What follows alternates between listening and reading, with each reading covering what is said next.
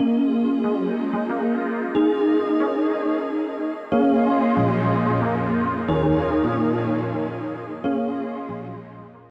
espérate al parto, literal.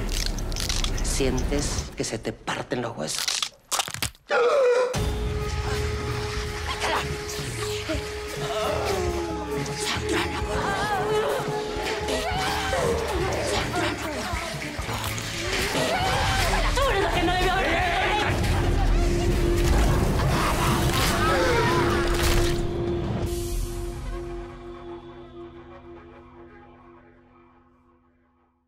Bonjour, bienvenue sur MAG. Aujourd'hui, on est avec Michelle Garza Cervera.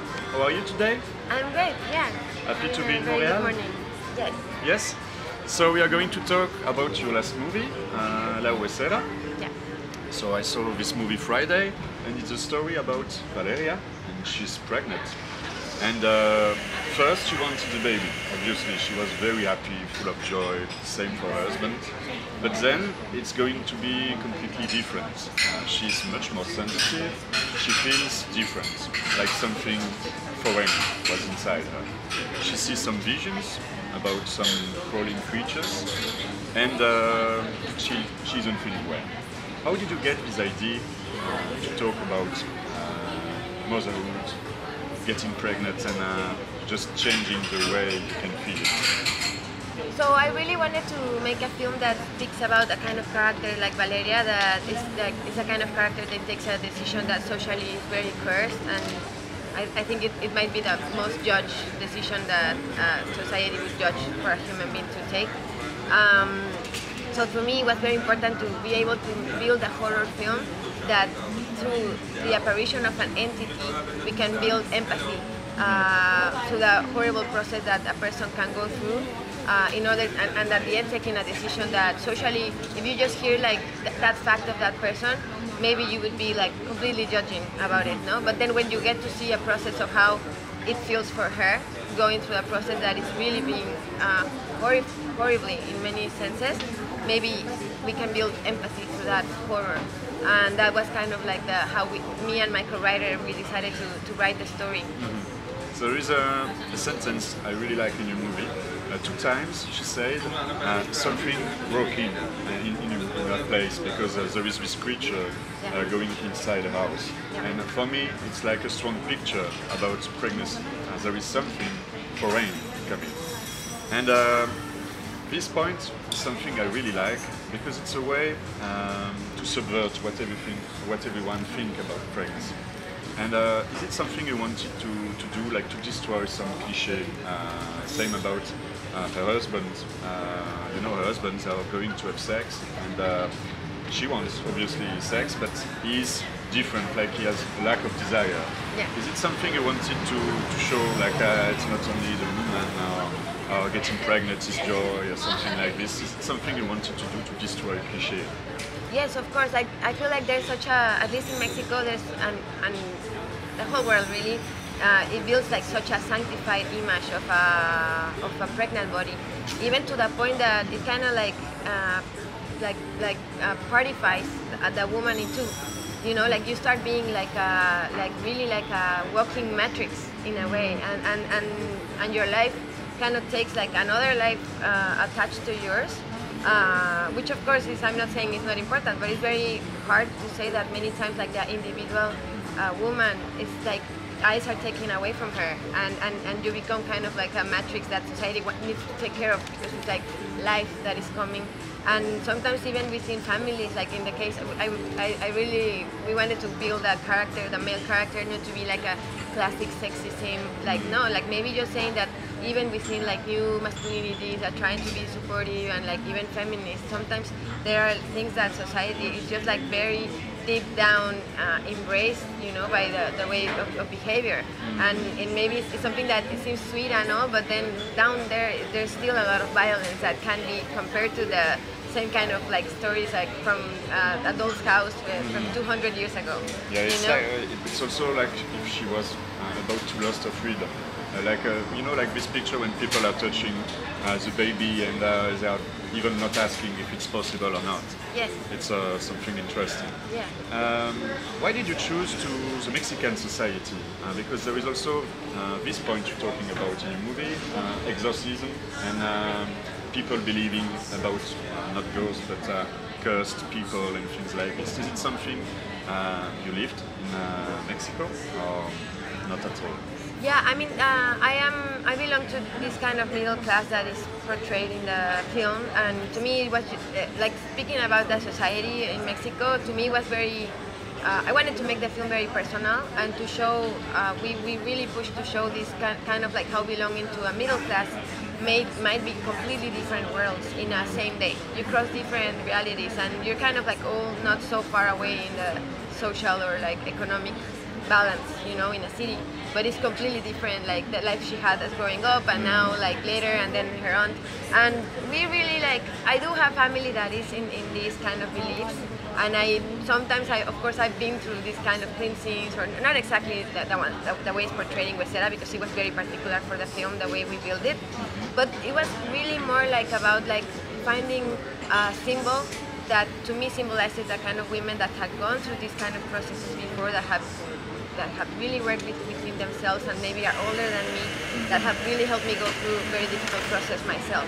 And to me, maybe they don't have to be witches. They're maybe like teachers, other kind of teachers I have, or maybe within my profession.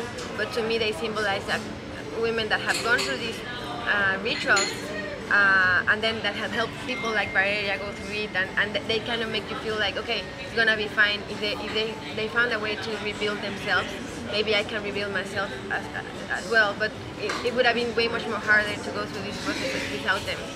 So I built this kind of witches particularly to represent those kind of women that have been broken before as Valeria, but that knew, I hope I'm being clear, that knew how to rebuild themselves. And then they help a woman like Valeria that is going now through that horrible process to go through it. And so we build all this witchcraft world in order to represent that. That could be a witch or not. Yes, that's true. Yeah. And it's also interesting to see that when you're pregnant, you're about to live another life. And there is also this subject in your movie. She's decorating the house for the baby, and she's putting some stuff inside a coin of the place, you know? Yeah. And a closet. Yeah, it's a closet. I was just thinking about the word. Yeah. And is it something you wanted to talk about, like this old life vanishing and everything is about the baby next? Definitely, yeah. I feel like, as I mentioned, I really wanted to make the film very personal, like with worlds or like universes that I know well. And I've been in the punk scene for so long in Mexico, and it really builds a vision, a world vision for you, because you're a teenager there, and then you're learning so much about politics or about like, it's like a constant discussion many times being in punk.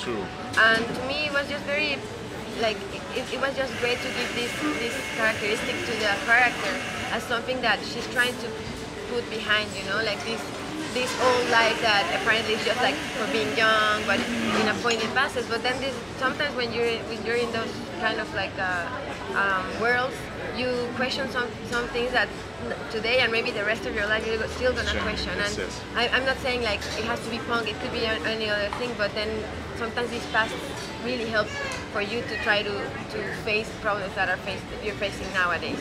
You know, like politically, like in the case of Valeria, there was this world there that if she could bring it out of her closet, maybe it can help her go through this process that is maybe very hard to speak out in other worlds. Like she had the support of Octavia, because Octavia is a kind of character that is gonna support you because she lives in this kind of world that is not gonna judge you immediately. You know? Yes, that's good. And other question about maybe your influences. These last years there were a lot of movies talking about women issues and things like this. Like Babadook, for example. Yes. What kind of movie inspired you for this one? I really love the Babadook actually. Yeah, it's one of my favorite films. And but really, I have to say that Rosemary Baby is like one of my favorite films ever. Like especially the camera placement and the kind of like cinematic language Polanski used to do in the face of this work. It's really, I feel like politically maybe that film or like that book speaks of this subject in a completely different way. Yeah, that's true. But the way of narrating also, that really influenced me. You know, like that kind of like filmmaking. That's what I really want to try to work in my films. And also like Jacob's Ladder was one film that we studied a lot, the cinematographer and myself, like for the shooting. Is this kind of like Don't Look Now, this kind of films, that horror films that maybe are more from the 70s or late 60s, that basically like most of horror relays on the camera placement more than in effects. So at least that's what for now I'm trying to look or to study or to work on my films, and we really push hard to have that kind of feeling of like psychological horror built through filmmaking for Huesera. Yeah. I hope I'm being clear. Sorry. No, you're clear. Don't worry. Yeah. It's Sunday anyway. Yeah. Yeah. That's and what's a question about maybe? I forgot my words. Yes. In your movie, there is a point where she sees some spiders. Yeah. Is it a picture you wanted to show for people? Because there is another spider, she has some. I'm beginning it. No, it's good. In your movie, there is one point when she sees some spiders. Is it something you wanted to put inside your movie as an image of what could happen to a mother with a child? Really, so there were two main characteristics, aesthetic characteristics for the entity. That was, of course, the breaking of bones, and also spiders. And it does have to do a lot, like one of the big influences for the film was Louise Bourgeois. She's actually French. Sculptures that the big sculpture that is called Mamam, and she basically compares motherhood with the figure of a spider, which it looks like a home, and at the same time it could be a jail. Yeah, exactly. And like characteristics that spider has, like how they're caring, or how they web to take care of their how do you say, of their children. I don't know how to say that in English. And at the same time, they use these webs to catch prey and to devour. So it's like a very violent and at the same time caring characteristics of spiders that is very it's amazingly aligned in her work with motherhood. And for me, it was like, oh, I want to bring that for the film to the characteristic. I also feel like her sculptures are very bonish in a way. Like I feel like if they were moving, they would have like cracking sounds. So that was a big inspiration for me. And that's how we basically construct most of the aesthetic of the film. Like there are spider webs all around the film. Sometimes maybe very subtle, but if you watch it again, and now that I told you, like there's many like webbing. Like the furniture she makes, and like there's many things in the production design and the wardrobe and the light that is all about like spider, and like we try to encapsulate her every time more and more like within a spider web that she has to go away, like to break through eventually. Yeah, that's what she did. She did actually. Yeah. And are you going to go further and talk in your next movie about motherhood and subjects like this, or are you going to do something completely different? That's a great question. A world premiere?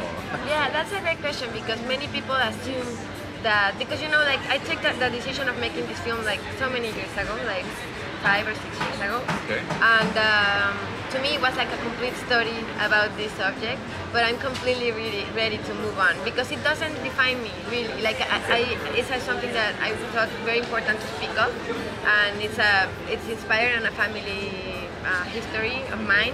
And I really feel like the movie made already the catharsis I needed for me and for my family and for my work and for my own story. And now I hope it's like the other day after the Fantasia screening, there was this girl that she had a baby recently, and she approached me and she was so emotional, and the film really touched her. Like she was really in tears, and to me that's like, okay, the film is doing what it needs to be done. It has its own life now, and it's out there for everyone, for the audience to watch it. And I feel like now myself I want to move on. Like I'm completely, I have other projects now, like about to film one, and I'm in another subject. And then actually I'm getting like some offers about motherhood stories, and Okay. I'm saying no Decline. because I'm like, yeah, I feel like I'm very ready to move on. Yeah. It's Yeah. interesting because at the end of the projection there was this woman who was just exactly like in your movie, like she told us that, Oh, yeah. like You were there. yeah, it was like I felt like I was dying. I think she said something like Yes. this, and it's a complete taboo. Complete Nobody's taboo. talking about this, and I have a friend of mine, Yeah. a close one, told me something like this. Even at the hospital, a lot of women more and more are mutilated with the operation. Yes. Sometimes it takes a lot of time to recover after this. So I think your movie is really talking about something we should talk more. Yeah, thank you so much. Interesting. It's funny because what I answered that day too is like, it's funny how some things that for me at least should be basic now, because I've studied it so long that I see so many mothers, and we all have a mother, speaking about these sides of motherhood. So it seems like something that we all should know. But then and I sometimes think it should be like just basic human comprehension of like, or empathy. But now with everything happening like politically, like in the US, losing the abortion rights, like I feel like more than ever it's very important to keep on this discussion. So I'm very happy the film is coming out now, and it also reminding me that no, it's important to still be talking about this. Yeah. Yeah, it's a good timing, I guess. Yeah. I mean, I hope like it's one more of the many works of art and film that is going out, like repeating to many as much people as we can. I hope these ideas or these questionings at least. Yeah. You might have some religious people who want like a Oh movie, I my, guess. I'm sure. I'm very scared of what's gonna happen in Mexico. Let's see. Okay, thank you for everything. Thanks to you, Arthur. Great to meet you. Yeah, same. Yeah, It was a it's a great pleasure. interview. Yes. Et à bientôt sur Mag.